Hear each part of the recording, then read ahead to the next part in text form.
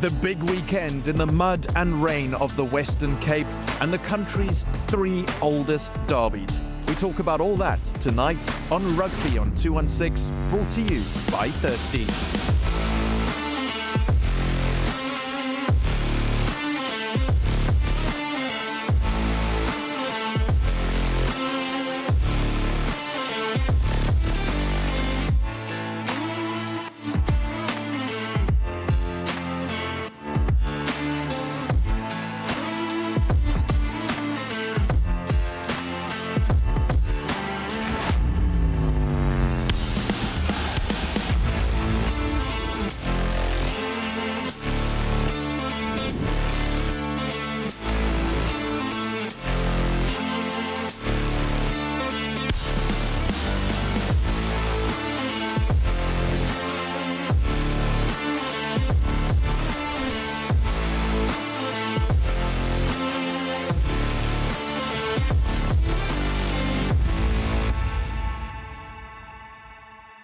Well, dust off the cassette player, pop on some Thin Lizzy because the boys are back in town.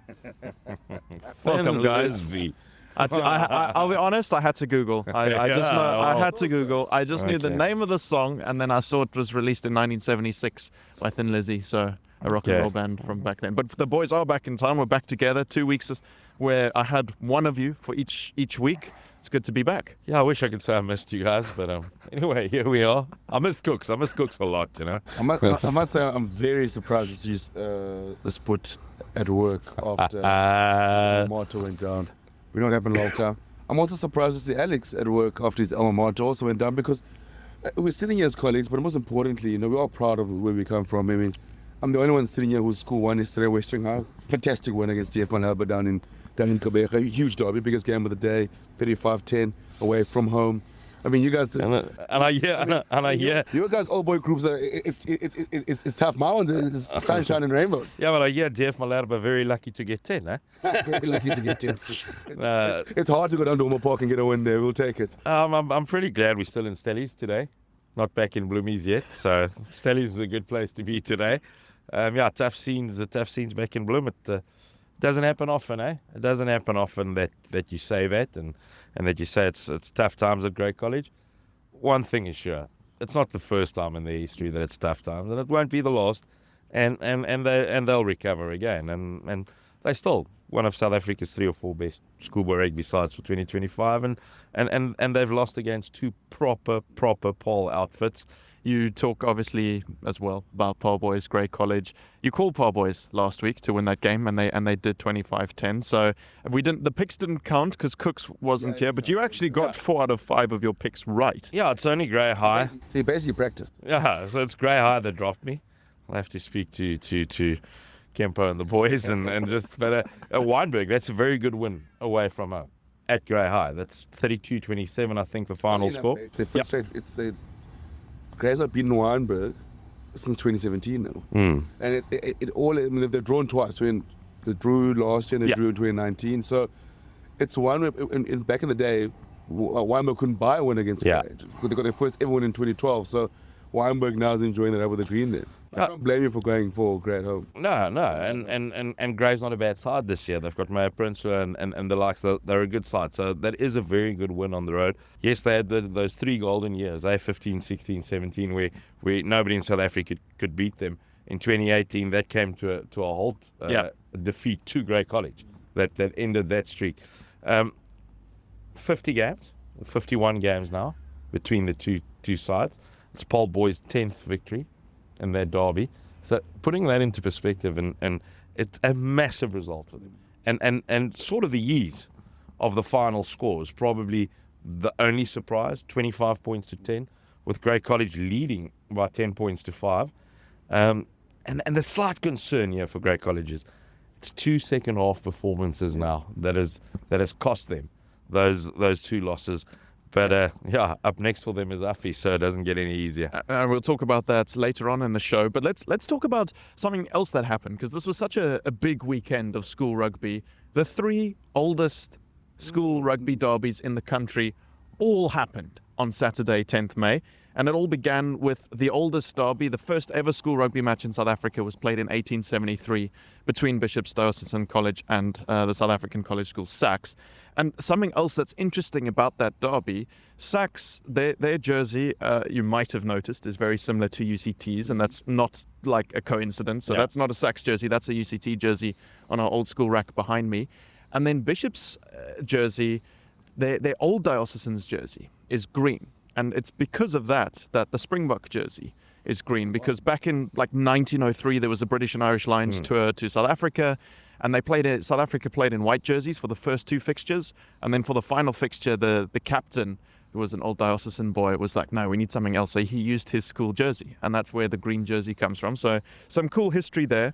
But more incredibly is that it was a draw yesterday, 14-all. There've been a lot of draws these past couple of weeks. It's like been a week of draws. But the funny enough thing is, with the game on the line, 14-11 to SACS, Bishop's get a penalty. Kick a ball. So now we're sharing the skipper and make a decision. Do we go for the corner and go for the win, or do you go for goal and take the draw? So they went for goal, won 14-14. I mean, I spent some time yesterday at one of the local watering holes in the southern suburbs. A few SACS old boys, a few Bishop's old boys. The SACS old boys are like, oh, why'd you guys go? Come on, so why you go for the draw? Bishop's old boys are like, listen, we'll take the draws. The other Bishop's old boys saying should go for the win. So it just still shows how, in the southern suburbs, how big these derby days are. And last year Bishops didn't win a single one of their southern suburbs matches. So this is a good result. Yeah. This is a good result for Bishops, and it shows because SACS has been well above par this season. So it shows you that Bishops has also turned that corner. You know, it was a few very tough years for them, and they got a lot of flack for that, and maybe rightfully so. Yeah. You know, but they've definitely turned that corner. It's a good result. It's a good result for Bishops. They'll take that draw and they'll run. But I want to tell you a quick story about a draw and about going for the penalty. And it was a home game with that match coming up. It was a home game for Great College. Way back, as a grade 8 boy, I was next to the field, and But she was at 74, eh? Yeah, 74. so Great College was trailing in Bloem against Afrikaanse School by 13 points to 10, and they got a penalty, smack bang, in front, inside Affiz's 22, and Roland Bernhardt, the grey skipper, thought they were trailing 14-10, right? So they ran it. And they scored. And they won 17-13. And afterwards, the coach was like, Roland, why didn't you take the draw, you know? He's like, oh, no, but we were trailing by 4. I don't know what that says about Great College's moment. maths department, but look, it's very important for a captain in rugby to have higher grade maths, because he's got to understand. Because can you imagine, guys? Like sometimes the scoreboards and stuff get it wrong. Yeah. So if you as a captain are not totally aware, you have to keep track of the score. You have to, and communicate with the ref and make sure, is this the score? You say communicate with the ref. We're supposed to keep track of the score as well. I mean, that's easier said than done. And they say, carry a card and write down on it. But when it's pouring with rain like it was in the Western Cape yesterday, so you got to make sure as a captain you're switched on, and if you can trust yourself, that's great. So that was the first ever derby, Bishop's SACS in South Africa, 1873. 5 years later, played first in 1878. St Andrews College, Graham College. Yesterday, St Andrews College won 17-10. What a win for St Andrews. We talk about Bishops having a tough time with it, a lady says. So St Andrews being a sleeping giant in the moment, but they've seemed to turn the corner there. And it's just so great to see them. They've had a great Easter, went to Zimbabwe, had a fantastic tour there. Now they continue the momentum, I think, because the Graham side it's always tough to play against the Sons of the Left. And they are very tough to win. But for St Andrews, I think, for the guys in the Eastern Cape, it's great to see them back where they belong. It's been a few lean years, but what a win for them in that derby. But what I like about St Andrews College is they sort of turned the corner as a school. Yeah. The hockey is ever improving. The cricket, it's going well. Now the rugby beating Graham, Sons of the Leopards. Oh, what a name! Eh? Yeah. What a name! So they've sort of turned the corner, and I've seen over the last few weeks, guys, how important a culture within a school is. It manifests on the rugby field eventually, but a school culture and the belief inside the school and how the pupils feel for each other and feel for their players on the field is so important, and that's something Paul Gymnasium is so good at. They've got that amazing bond inside their school, and it reflects on the sport field as well. We'll talk about Paul Roos in a little bit, but let's just end off with the third oldest fixture in history in South Africa, which also happened on Saturday. First played in 1891 and was a King Price Derby Series match on the weekend. Queen's College, Dale College, 21-13 to Queen's. So you also got that right, Sput. And I think Queen's, seriously, is a team to beat in the Eastern Cape this year. Spoke about them yesterday, Cooksey. Yeah. The showdown becomes grey high for the Eastern Province side of the Eastern Cape versus Queen's College. We can add it was an Andrew College now. Yeah, you can add them now as well. That becomes interesting. Now almost those three sort of pulled themselves away. But interesting enough for Queens, 7 straight wins over Dale now. So, I mean, for the Daleans out there, it's not a stat they love to hear. Nah. But for Queens, I mean, lay their marker down the Eastern Cape. Down in Border, beat Selborne 2 weeks ago at their reunion. Now became party poopers for their reunion and went and knocked them off there. So they're obviously reunion fans. Yeah. they like it. They like a little get together. I like the way they play. Yeah. I like they like sometimes just throw the ball around with gay abandon. You know what I'm saying? I love the way they play. They're physical when they need to be, but they're not over physical. For them, it's about spreading the ball and about finding holes on the outside. And yeah, I love to watch them play. It's always good value. A couple other fixtures. We are sitting here on the Makota. It feels like I've been here quite a few times in the past couple of weeks with Noord Slate and when they played Grey High a couple of weeks ago. But Paul Roos went down to Paul Gym 10 points to 17. You were both here in the rain, the wets. I mean, I'm looking at this field. There's not much grass in the middle. So not much grass left there. I'll tell you where there's no grass, and that's on that scaffolding over there. That's where we sat. Do you think it's still wet? I think it's still wet, and you know, it was such a wonderful day, but it was a tough one as well. We ended up having no monitor to commentate from because of the weather. It was just, it would break, it would get damaged, it would cause an electrical short or whatever. So myself and Andre Strauss were sitting on top there, and it was old school stuff. It was old school. You're watching on the field, but now here's the problem: 5 minutes. You can't see the numbers on the back anymore. So now you don't have a monitor to quickly check who is this. So I think we got a few names wrong. Let me tell you this, what I did. So game starts, and it was such a hectic day, and I didn't check the referee list and stuff, and on runs Zona Deer. But I'm sitting obviously 60 meters away. So I go, Amy Barrett-Tron, great to see her. And luckily I get a text, I'm like, that's not her. I'm like, okay, so then it's Zona Deer. But so that was one of the more interesting days. And she wasn't even one of the boys covered in mud yet. No. Do you know who else wasn't covered in mud for a long period in that game? The 2 fly-offs. It was so good because this is, and listen, remember, this is not having a go at them. This is saying they're really good. Yeah. Because a fly-half in that weather is worth more on his feet than off. So if you can stay relatively clean as a fly-off in that game, you're doing a good job. Yeah. Because there was lots of kicking out of hand, which was to be expected. And I think that's where Paul Gym got the edge. Koen and Mikael Boese, 9 and 10, for Paul Gym, had the edge over De Silva and Seymour when it came to use of the boot. They played in the right areas of the field, and they never overplayed Cooksey. You don't want the ball for too long in those conditions, do you? Yeah. I just think for me, that game, it was a masterclass in game management, masterclass in territory-based rugby and discipline in terms of sticking to their guns because of, Gym is known as a side that wants to throw the ball out wide. They want to get the ball to a devastating back three. They have get the ball to Marcus, Ethan Barker, king of the match yesterday was fantastic, direct. What they needed from him. It was a master, and for me, just show what makes Paul Gym so scary is the fact that in any conditions now they're a threat.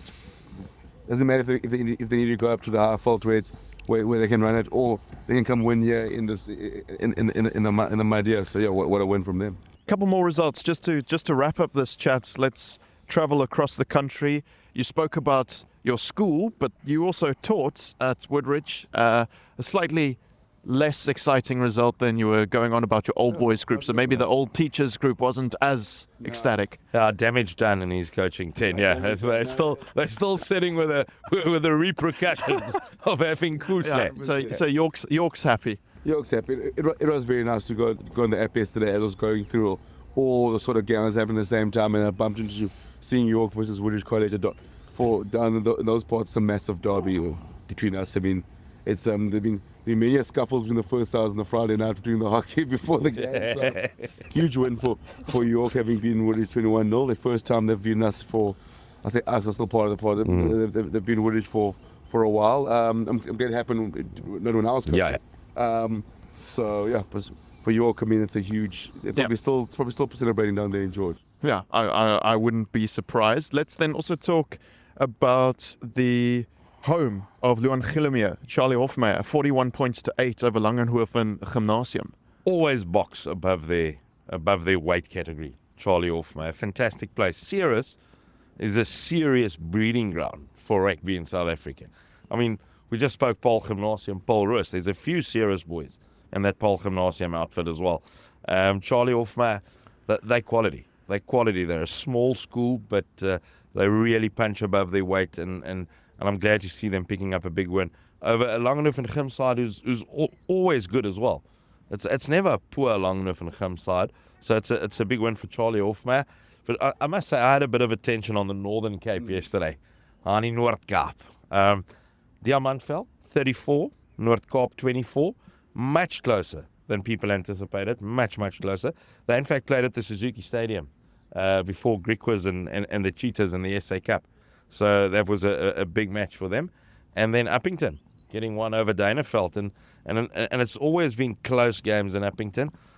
This was a much wider result, 36-15 or 36-17 if I'm not mistaken, to Uppies. And that's a great win for them. Daneveld not having their greatest season in 2025, but a win of that magnitude in Klein Interior, like they call it, because they play twice. Yeah, they play Klein Interior, and then they play the big Interior later this year. So Daneveld with some homework. Last one, I think, Cooks, I'll come to you.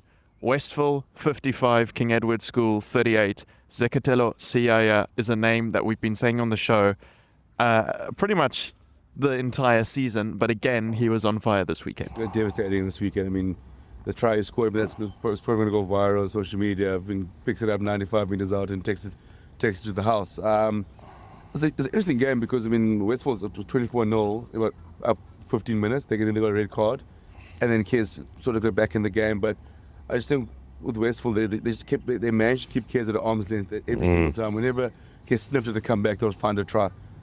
That Westville side, I mean, all I know is we have to find a way to get down to Durban for the Westville DHS game. For sure. They sort of pull themselves away, but I just think they're one of the most devastating backlines there is we have at the moment in schoolboy rugby. Yeah. You can't give them a sniff. You can't give CIA a sniff. What a win for them. And to do it going on at Kids Reunion, score 55 points in the Reds field is a hell of an effort. Yeah. If you missed any of the action, make sure you check it out on the SuperSport Schools app. We're going to take a quick break now. When we come back, we'll talk about the matches coming up this weekend. Don't go anywhere.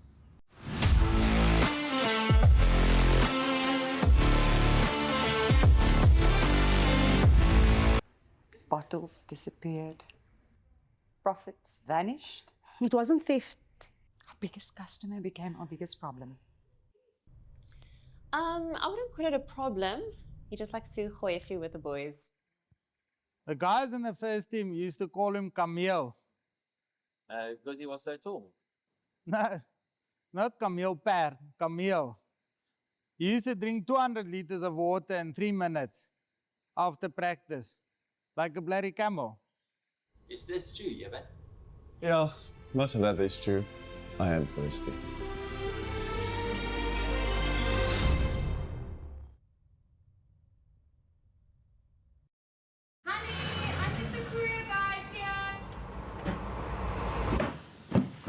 Je komt mee boksen. Kibbies? Anne? Maar waar is die Anne? Hey, hey, hey! Ik kom mee boksen, ik kom mee boksen. Goed,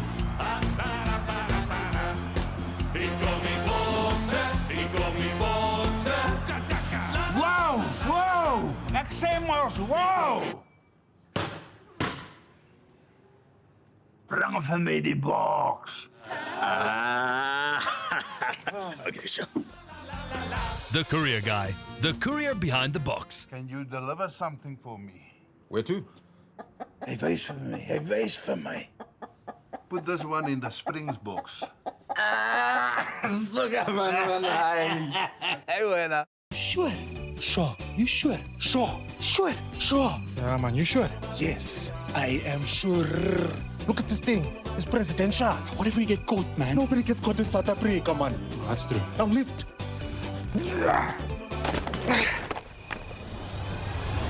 I'm sure. Don't just be sure. Be sure. King Price Insure. Insurance you can be sure about. Visit kingprice.co.za.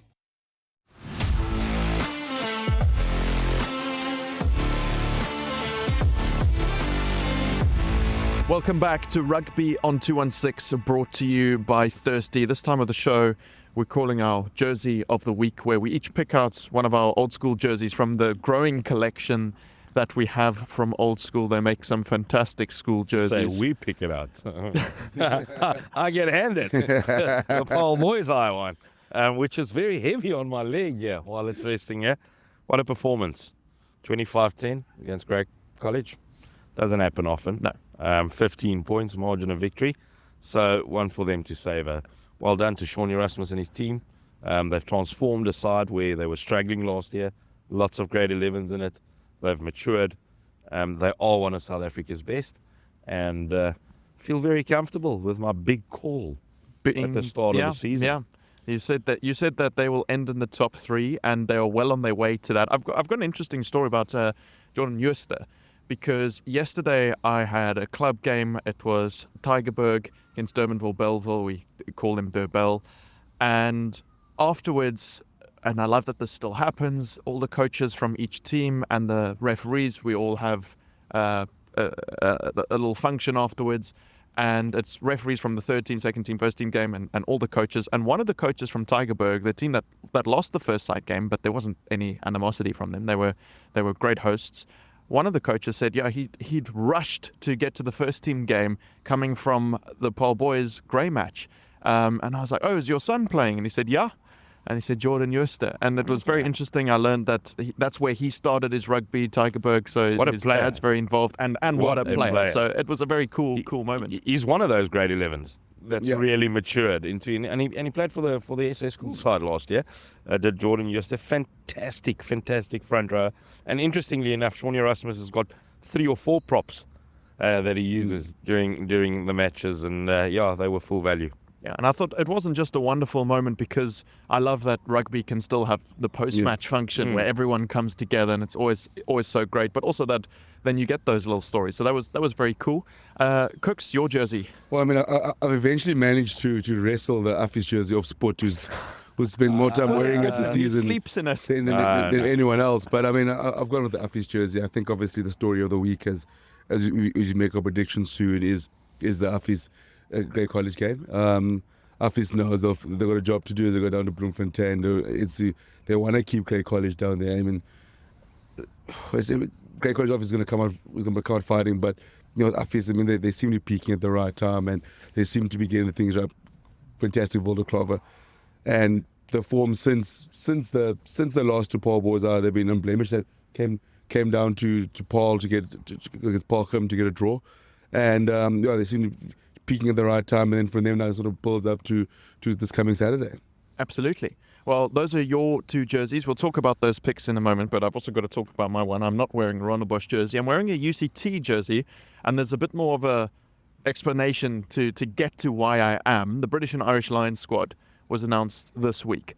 Amongst the squad is Hugh Jones, who was an Ike in 2014. He didn't go to school in South Africa, but he played for False Bay when he was on a gap year here, the False Bay club.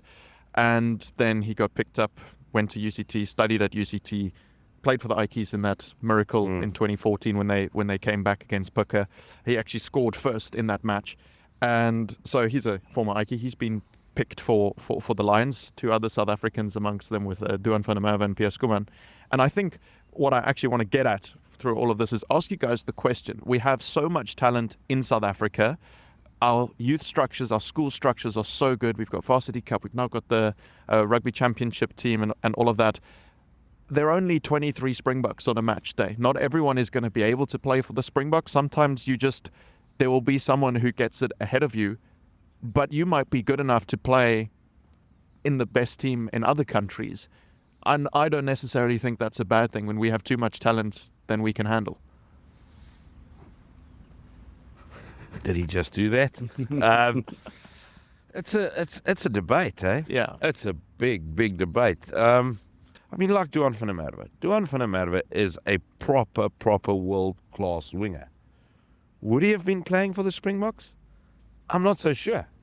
He's reached his full potential while playing for Scotland, let's be honest. But in the era that he is in, South Africa has some amazing wingers. So would he have played for South Africa? Not necessarily.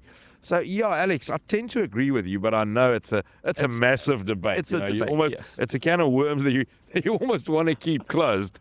No, it's one what I find interesting is, Alex, you mentioned there's 23 Springboks who run out 13 times a year. And I think sometimes as the guys at school, they only think if the Springboks is the be-all and end-all. But there's so many ventures that can, playing in Japan, playing in France, playing here, staying at home. But what I find interesting is the guys who sort of play West African and go and play sort of overseas. It's like you look at the likes of CJ Stander. He goes, he almost got turned into a hooker at the Bulls, and then he goes to Ireland because one, he wants to play flank and start something new. And then from there, he finds himself being a test match, international rugby player. And for me, it's a gift to rugby to know, like, at least a player like that got a chance to play international rugby. Guys, Marcel Brachi goes, leaves, Western Province, goes to Western Force, and then ends up playing for the America, so United States. So it's great to see those guys sort of having a chance to play international rugby because we have so much talent. We have, in abundance. And for me, like you mentioned, Duan van der Merwe, I love the fact Duan van der Merwe gets to play. Yeah, gets to play international rugby. He's one of the best wingers in the world, but also a lot of people say yes, maybe because he left after the 20s. Yeah, so he left quite young. He went and gambled. Instead of staying here, I'm going to go gamble and see how it goes in Scotland.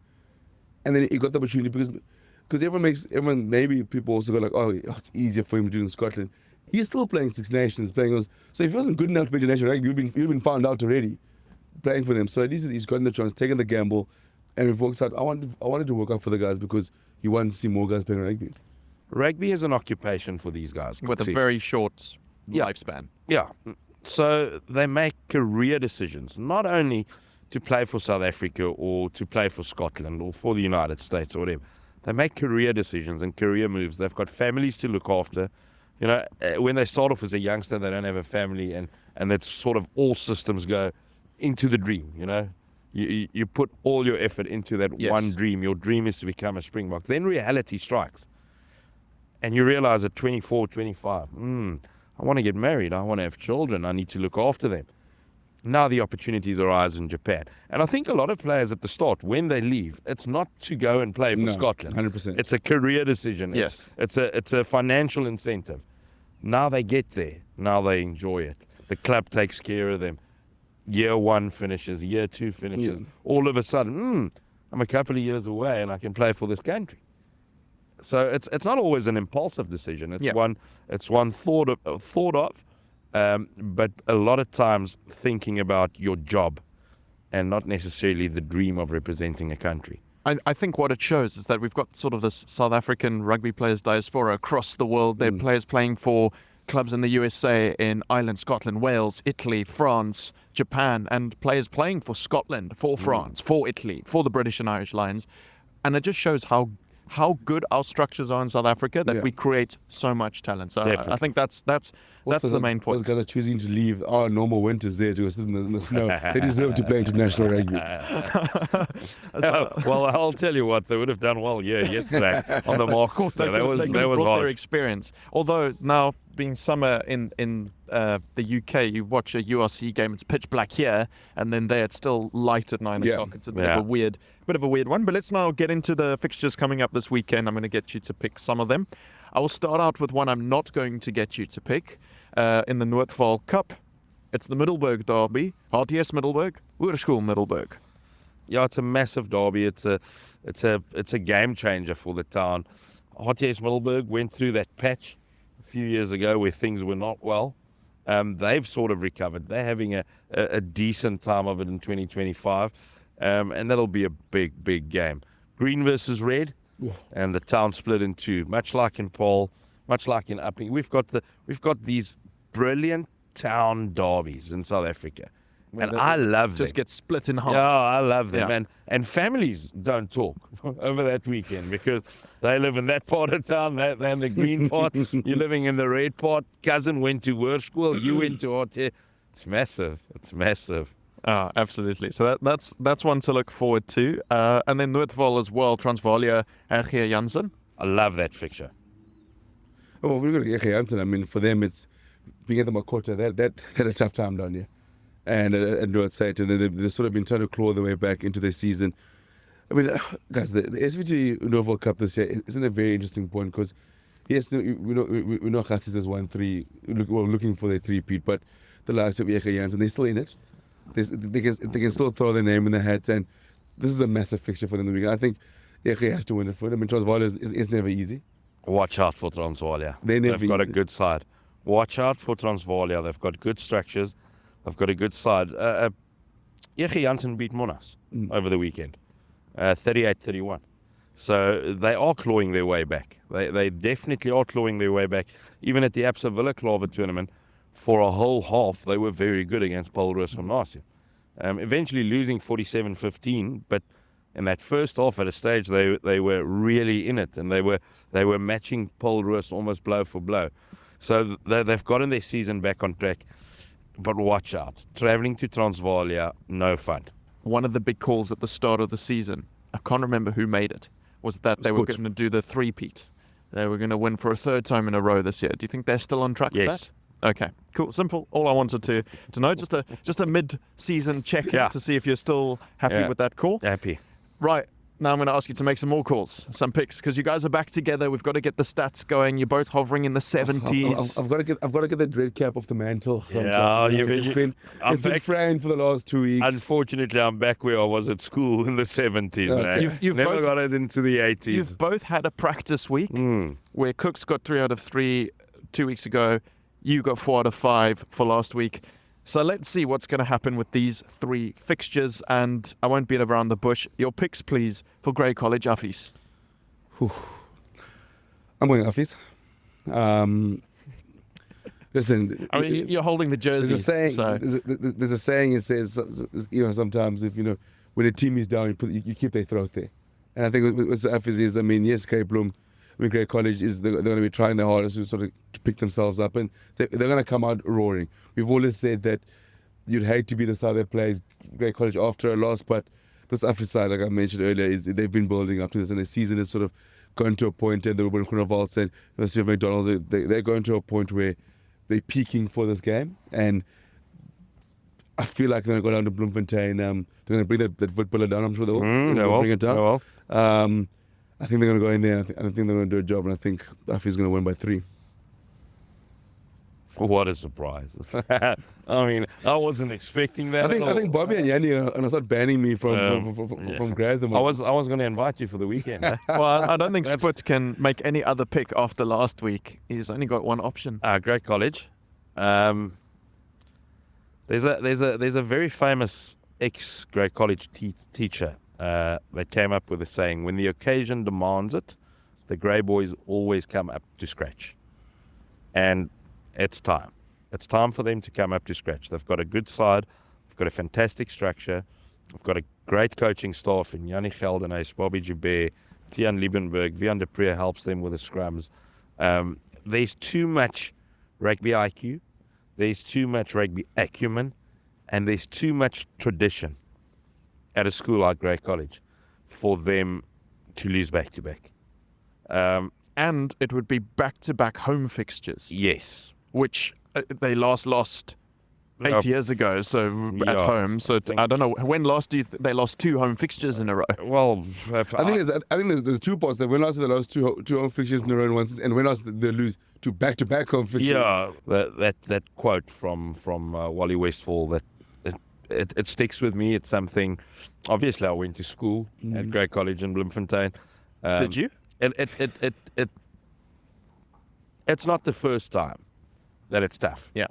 You know, but in tough times, diamonds are created. Yeah. Or coal. Or coal.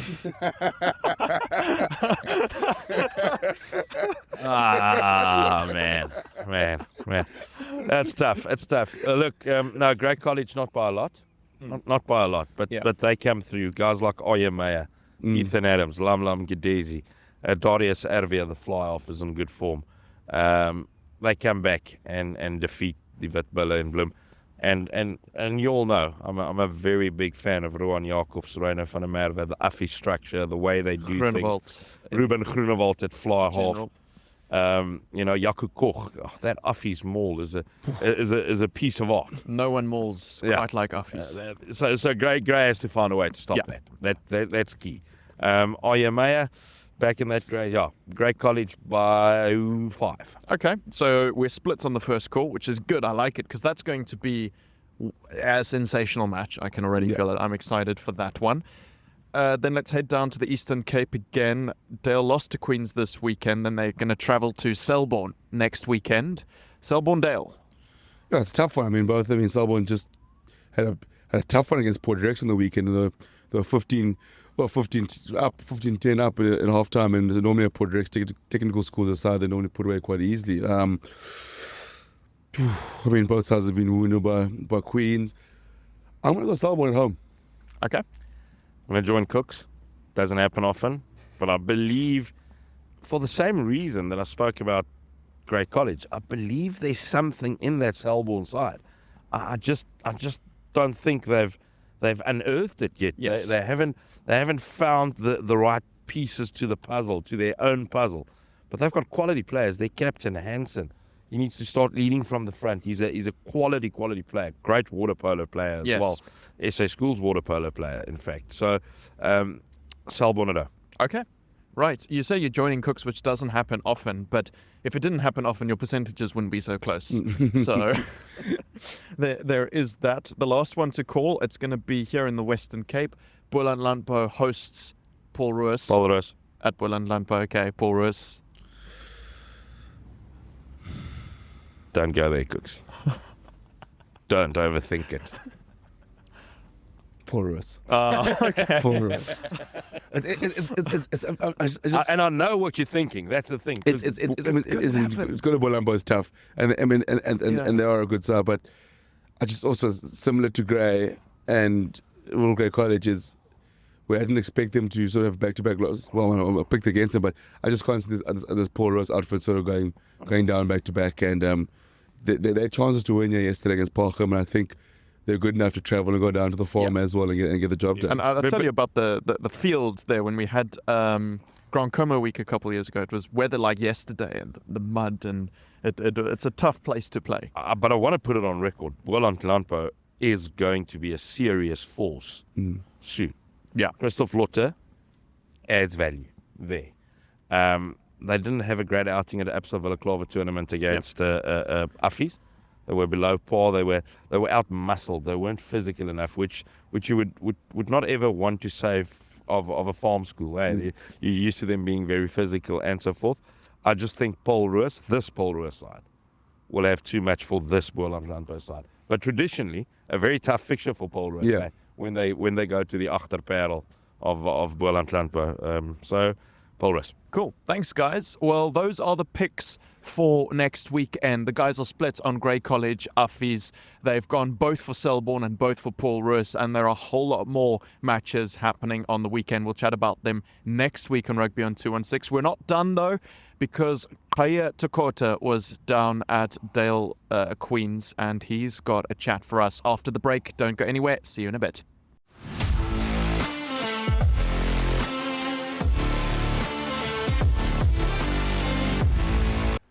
Bottles disappeared. Profits vanished. It wasn't theft. Our biggest customer became our biggest problem. I wouldn't call it a problem. He just likes to gooi a few with the boys. The guys in the first team used to call him Camille. Because he was so tall. No, not camel pear, camel. He used to drink 200 liters of water in 3 minutes after practice, like a bloody camel. Is this true, Yevon? Yeah, most of that is true. I am thirsty.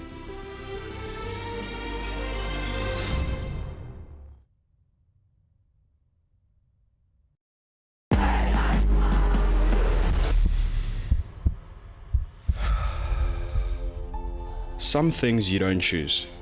They choose you. A name, a history, a legacy that came long before you and will last long after you're gone. It's not just about the game. It's the moments that shape you. The early mornings, the long bus rides, the chants that never fade. The friendships, the rivalries, the feeling of being part of something bigger. It's a belonging. Something you carry with you wherever you go. Because once you're a part of it, you always will be.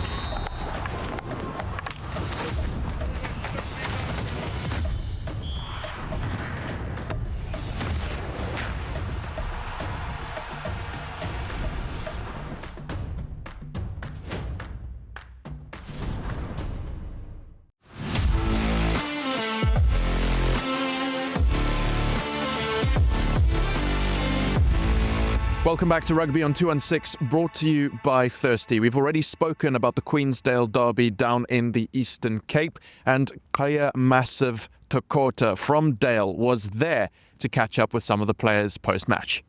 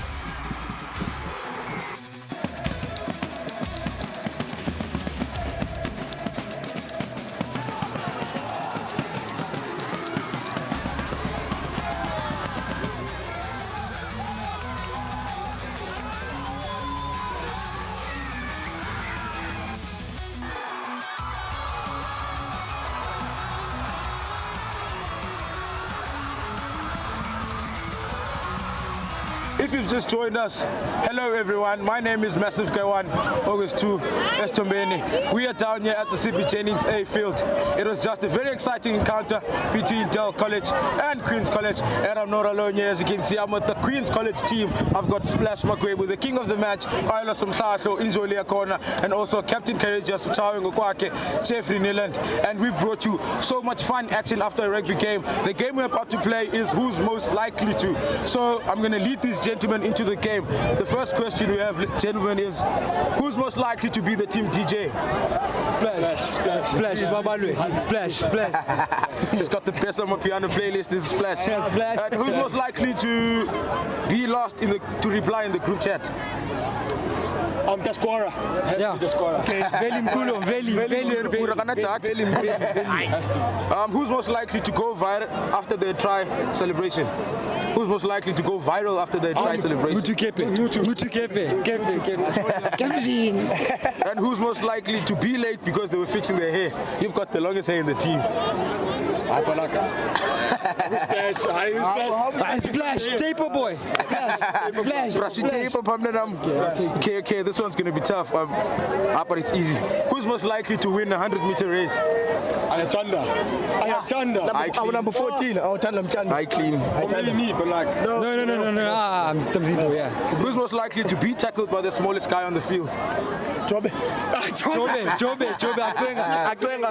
What about Kaunda? He's not in the. Sorry. Okay. Who's most likely to forget his rugby boots on match day? Tasquara again. Velimgulo. Otina. Otatike. Yeah. Between the two. Okay. Who's most likely to excel out of position? What do you mean? Like out of position when they're defending or when they get told on Saturday morning that you can't play 12. Imagine you getting told on Saturday morning that you have to go play flank. To excel out of that position. To be good at that thing. Okay, center wing. And plus, I'd be good at center wings. No, Jeffrey or Bulls, yeah. Jeffrey or Bulls. Okay, the next one. Average. Who's most likely to bench press the most? It's me. I'd say Tank. Okay, yeah, Tank. I'm yelling one. Yeah, Tank. And who's most likely to get the most bounces in a rugby game? Splash. I'm with Splash. No, but it's debatable though. Between these two. Splash. Between these two though. I splash or TK. Splash, TK, KP. It's a tough one. Between Mutu, Splash, and Tina. This one, I didn't see it happening today. Who's most likely to cry when the team wins? I know. Ayola. This guy right here. And then this one is much more tougher, but I know where it belongs. I think it goes to you, Splash. Who's most likely to have the best drip in the team? Tough one. It's not me. Tough one. Yeah, we're all dripping. We all drip. I think all of us. Yeah. We got swag. Yeah, we got swag. Who's most likely to become a ref after school? Think about it. Yeah, Bulumko. He's most likely. And for the last one, ladies and gents, who's most likely? It's gonna be tough. Oh, let me say, which Kwijo is the theme of the team? Queen's College has got so many Kwijos, gents. There's a lot. Probably Ala, yeah. I would agree. Ala, yeah. There's so many. There's so many. Yeah. There's so many. Thank you very much for your time, gents. Thank you. Safe travels to Queenstown. Appreciate it. Great game otherwise. Thank you very much. That's it for today, ladies and gents. Rugby on 216 is going to take a break now. Don't go anywhere. Alex, Spoot, and Cooks will come back with the impossible truth.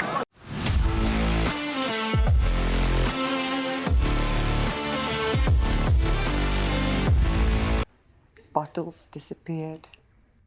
Profits vanished. It wasn't theft. Our biggest customer became our biggest problem. I wouldn't call it a problem. He just likes to gooi a few with the boys. The guys in the first team used to call him Camille. Because he was so tall. No, not Camille Per, Camille. He used to drink 200 liters of water in 3 minutes after practice, like a bloody camel. Is this true, Yevon? Yeah, most of that is true. I am thirsty.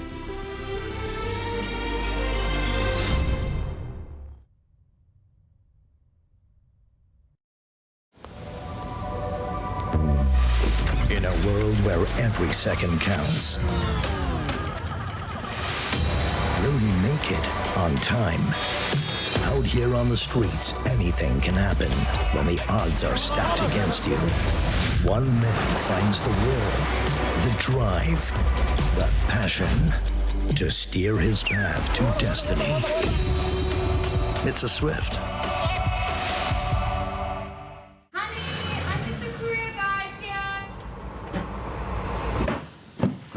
Hier kom my bokser. Kibbies? Anna? Maar waar is die Anna? Hey, hey, hey! Ik kom niet boksen, ik kom niet boksen. Oef, ik kom niet boksen, ik kom niet boksen. Wow, wow! Ek sê mos, wow! Bring vir my die boks. Okay, so. The Courier Guy, the courier behind the box. Can you deliver something for me? Where to? Hy wys vir my, hy wys vir my. Put this one in the Springs box. Look at man, Hey, winner.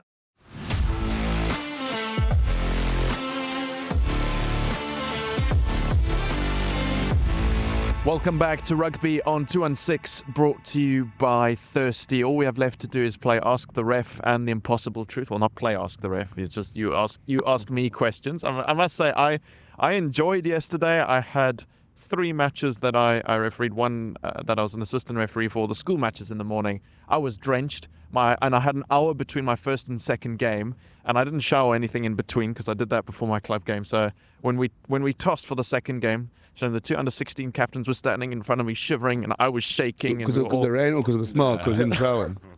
Because of the rain. Because of the rain. Because of the ref. And I had new boots even this week. I was so excited for, and they are completely just soaked, drenched, muddy. It's just. Well, Alex, only you will get new boots and wear them on. Just stuck with the old ones. My old ones were broken. I didn't just go and get these new boots for fun. It was because they were broken. I actually went and looked. One of our partnerships with Takealot at the moment is that there's a rugby store on takealot.com. You can go and find like just hundreds of rugby things: boots, shorts, tees, practice cones, all sorts. So that's quite cool if you go to takealot.com. A cool partnership that we have going there. But enough about me. Let's ask some questions. All right, I've got one. And I want you to explain at the various levels of rugby. Oh no. Ball carrier into contact, too low with his head, under his hips. Yes. He makes head contact, direct head contact. Give me the scenarios at different levels. Okay, so in international rugby, there's no law about the ball carrier like having their head below their hips or anything. Actually, in professional rugby, there's no law about that. But what has happened sometimes, I think there's an example in the URC, if a player is running and they literally headbutt the tackler. So the tackler makes head contact, but it's clearly because the ball carrier at the very last second did it basically to try and win the penalty, then they'll be the one sanctioned. But it's not just if their head's below their hips. It has to be a clear motion, something that's more severe than usual. But usually we don't see that happening. And then across the world, it's different in the different countries. So I'll just talk about South Africa, obviously. Our law at community level, so that's club and school, is that a ball carrier must have their head no lower than their hips. So it can be as low, but not lower than their hips. Going into contact, and they also can't dip late. So if you're running into contact at this height and then suddenly you drop, then you're at fault. It used to be a penalty last year when it was brought in. It was obviously brought in with the sternum tackle height to make it a bit more fair on everyone. It's now just a free kick because there's also a similar law involved with the ruck, which no one ever blows, but it's there. So that's why they made it a free kick. Except if you cause head contact, then we use the head contact protocol. So it's the same questions. Has there been head contact? Is the player at fault? What's the degree of danger? Any mitigation? Except now when we say, is the player at fault? it could be the ball carrier that's at fault. It could be both. So the ball carrier could dip late and the tackler could be upright. Then they're both at fault. Or it could just be the ball carrier, they dip late, the tackler did everything in their power to get low. So that's what happens. Alex, mine is weather dependent. Yes. We saw some tough kickoffs for the Flowers because the ball obviously couldn't bounce in that mud there.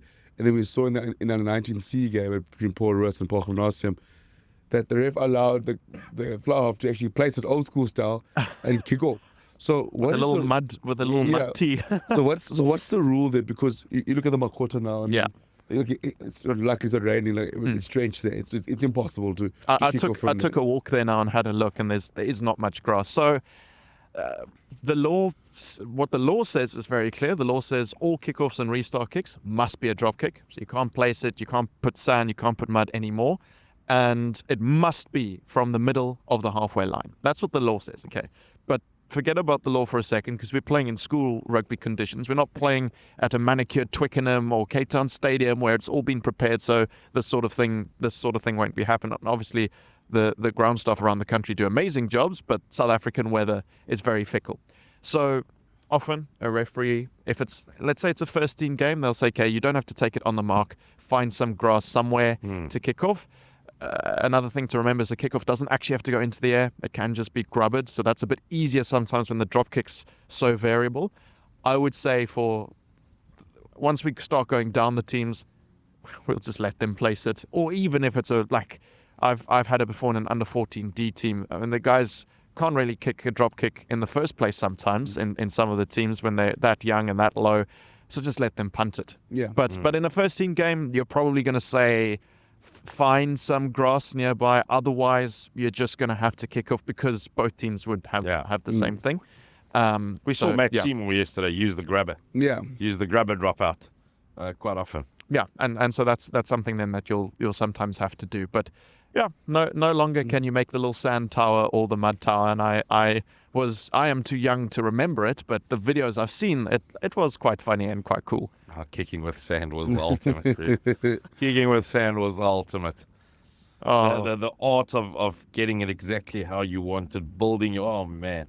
So a little grade 8 run-on with a bucket. Yeah, a bucket of sand.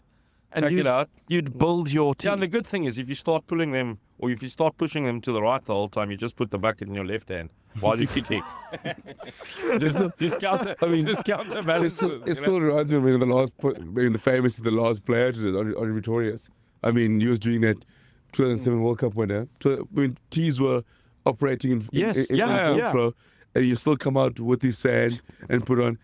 And it's just so funny to me now. I was watching some of the kickers warm up here and how much the tees have changed. Yeah. I mean, I remember being in school when we went from the sand. Mm-hmm. Yes. Which is the normal cone. Yeah. Then because you want to put extra height here, the cone, you cut off, like you take a thirsty bottle, you cut off. Yes. And you put it inside the cone, you put a tape on it, good of an angle. Then obviously the tees came out this way. Now it's just that small little green thing. And I'm like...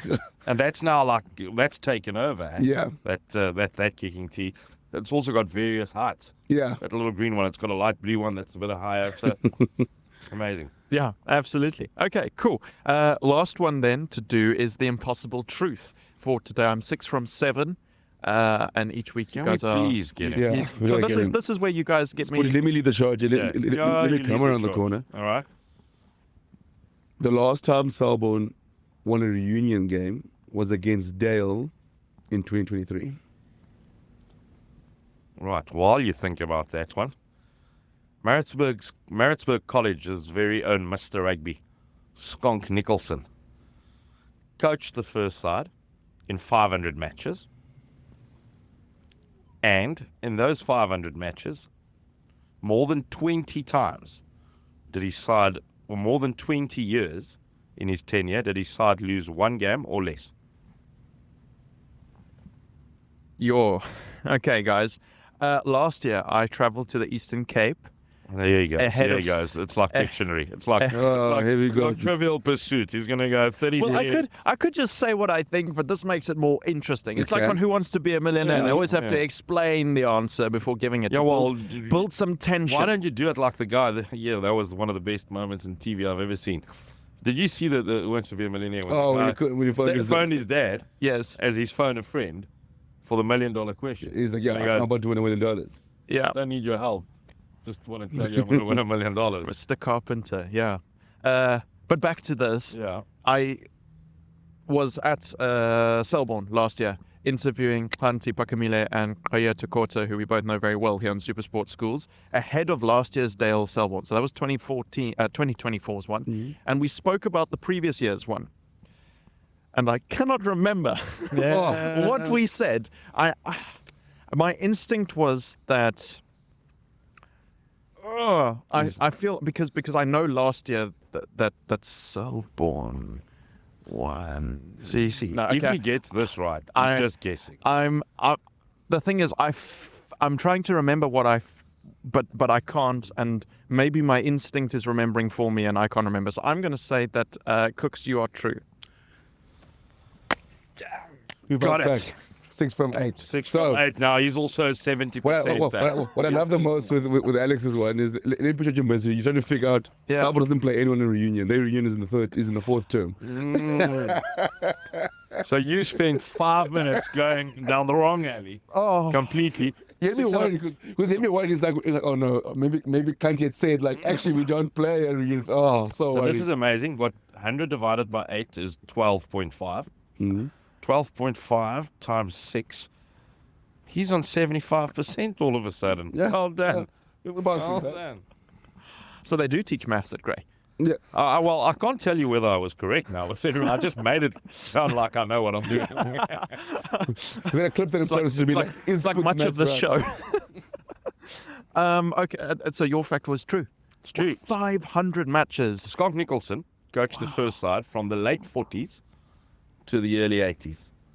And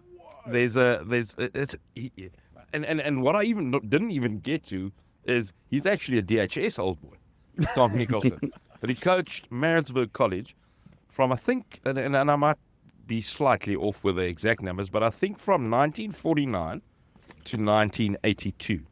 Wow. Scott Nicholson. And he's an absolute legend. Like I say, at Maritzburg College, known as Mr. Rugby, they've got the Nicholson Arch, where as the players run onto Goldstones, they'll run under the arch and touch it in tribute to Scott Nicholson. Okay. Well, that's a disappointing end to the show for me, but brilliant. The guys are happy. As you can see, we'll do this all again next week, where hopefully I can claim back some points, and we'll see how their picks go in the weekend fixtures taking place on Saturday, the 17th of May. There are new episodes of Rugby on 2 and 6 every Tuesday at 7, brought to you by Thirsty. We'll see you next week, but for now, bye-bye.